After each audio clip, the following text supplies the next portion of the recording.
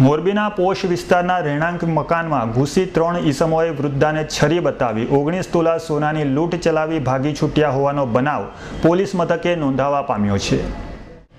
બનાવની જાણવા મળતી વિગત પ્રમાણે મોરબીના પોશ વિસ્તાર રવાપર રોડ પર આવેલી પ્રાણનગર સોસાયટીમાં રહેતા અને મહાજન ચોકમાં ઇલેક્ટ્રોનિકની દુકાન ધરાવતા જયંતિભાઈ સુરાણીના પત્ની કંચનબેન સુરાણી સાંજના સમયે ઘરે એકલા હતા।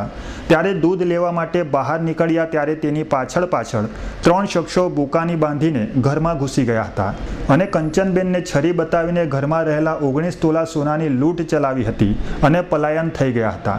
ઘટનાની જાણ થતાં ડીવાયએસપી એલસીબી અને એ ડિવિઝન પોલીસ કાફલો દોડી આવ્યો હતો અને લૂંટ ચલાવનારાઓને ઝડપવા ચક્રો ગતિમાન કર્યા હતા અને પોશ વિસ્તારમાં સાંજના સમયે આવી લૂંટની ઘટના બનતા પોલીસની આબરૂના ધજાગરા ઉડી ગયા છે। લૂંટના બનાવને 20 કલાક વીતી ગયા હોવા છતાં પણ હજુ સુધી પોલીસે લૂંટારાઓના કોઈ સગડ મળ્યા નથી।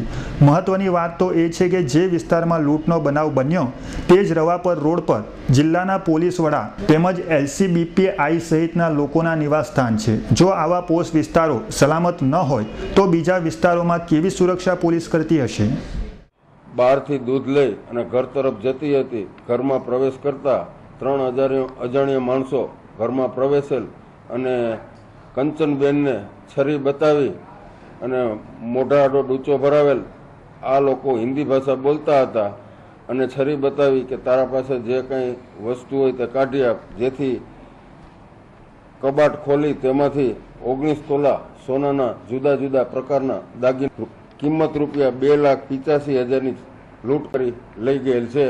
પહેલાં હું દૂધ લેવા ઉતરી એટલે મારી પાછળ એક જણ આવ્યો એટલે હું અંદર પહોંચી ગઈ હતી। તે પાછળ ટેબલ ઉપર દૂધ મૂક્યું, પાછું આવીને જોઈ ત્યાં પછી સીધી મને આમ છરી દેખાડી, મોઢા આડો હાથ દઈ દીધો, એની પનિયા જેવું હતું એ આમ કરી દીધું મને।